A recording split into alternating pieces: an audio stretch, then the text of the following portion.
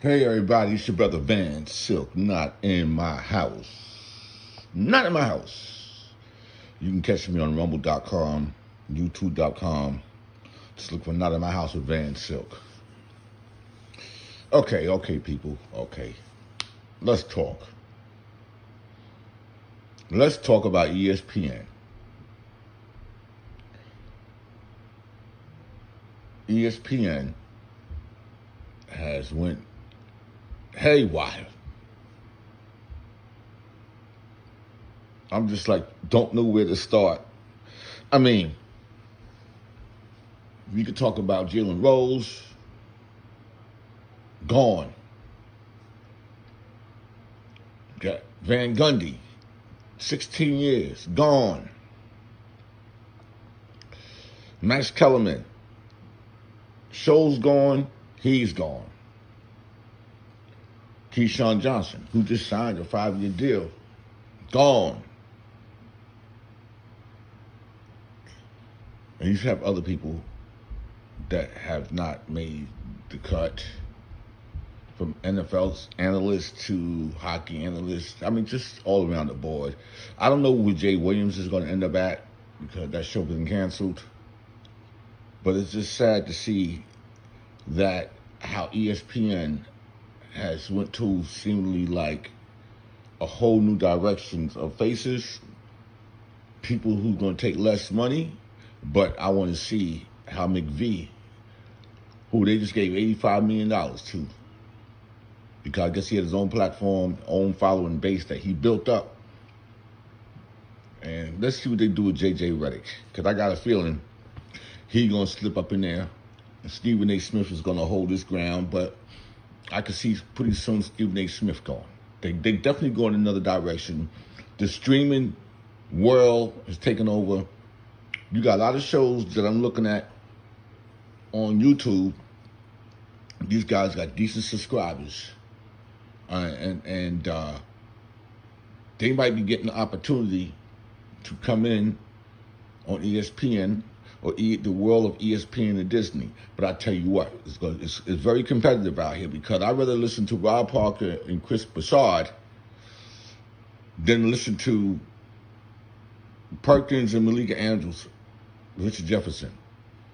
No disrespect to them, I just think that they're corny. Now, Perk keep his own decision, but Malika Andrews, she's corny. Richard Jefferson, corny. They're going by script. They're not going by, yo, this is how we really feel. This is what I really want to say. Oh, we can't hurt this one feeling. We can't hurt that one feeling. Nah, yo. This is definitely a big turnaround.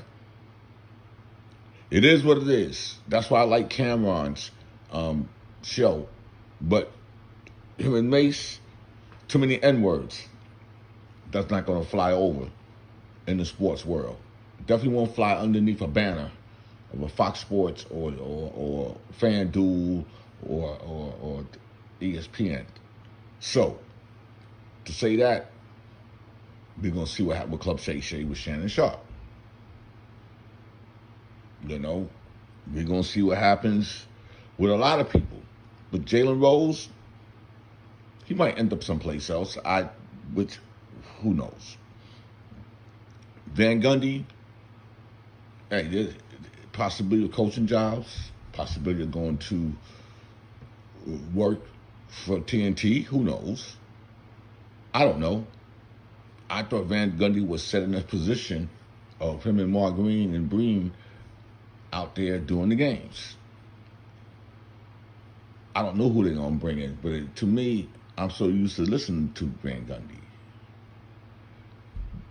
But it's a different world we're living in right now. We got people that's running these networks, making decisions, and they're getting rid of the people that people. I put it this way. I watch an NBA game, I want to hear Mark Green and Van Gundy go back and forth. I enjoy that. Okay? Some of these other people that's doing these games, they got to go. I like Grant Hill. Okay, I love when it had different players. Reggie Miller, working for the NBA. But my whole thing comes down to is what ESPN trying to really do. What they really trying to do. They losing that much money. Maybe some of the executives need to take a pay cut. The ones that we don't see, the ones who's always probably on vacation 20 weeks out the year, maybe they need to take a pay cut because they're not the stars. They're not the ones who's selling the advertising to the people. People buy certain shows because they this is what they like. I remember when they had Mike and Mike on early in the morning. I used to watch Mike and Mike Greene and them. I used to watch that show. I loved it. But now the way everything is going, the way social media has expanded, the way anybody can do a platform, the way anybody can interview anybody, But see, the problem with ESPN is that the majority of the people that's on your shows ain't never played sports. They never played professional sports. How was their voice powerful? Like, seriously. When I go look at J.J. Redick, you was a minimum player in the league. Stephen A. Smith ain't never played professional sports. Malika Andrews, no. And Richard Jefferson, okay. You was a mediocre star in the league, too. You wasn't no superstar. Even though you might have a ring. But I just look at it and say, okay, wow. That's why TNT, where Ernie, Shaq, Charles, and Kenny worked. Because Charles is going to say what he want to say, Shaq say what he want to say, and they keep it more authentic than anybody else. But I just sit back and I'm watching ESPN, and ESPN look like, you know what? If this is the case, I used to run and jump on and want to watch First Take. I don't even go to First Take no more. I was watching more Shannon Sharp and Skip than I would watch First Take. First Take is not interesting to me no more. It's like, where are these shows going? But Mark Green, Jalen Rose, Jeff Van Gundy. I don't know. I don't understand why they are out. Is it because Van Gundy make too much money in his contract?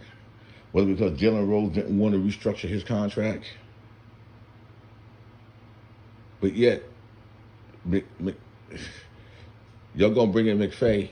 How much money you offer him? 85, almost $100 million. And y'all think his followers is actually gonna follow him to ESPN?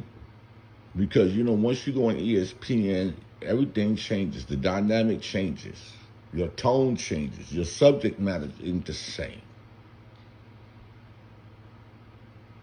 Now, Max Kellerman, J. Will, and Keyshawn, this show was okay. I mean, I guess when football season come in, it becomes more important for Keyshawn. But, J. Will, he wasn't no big star in the NBA, but he's intelligent. He stood up, stand up, and he say what he wanted to say. And Max been around. But I don't know. Y'all let me know. This your brother Van Silk, not in my house. Catch me on rumble.com, youtube.com. Hit the subscribe button, hit the like button, hit the support button. It's all good. I'm out.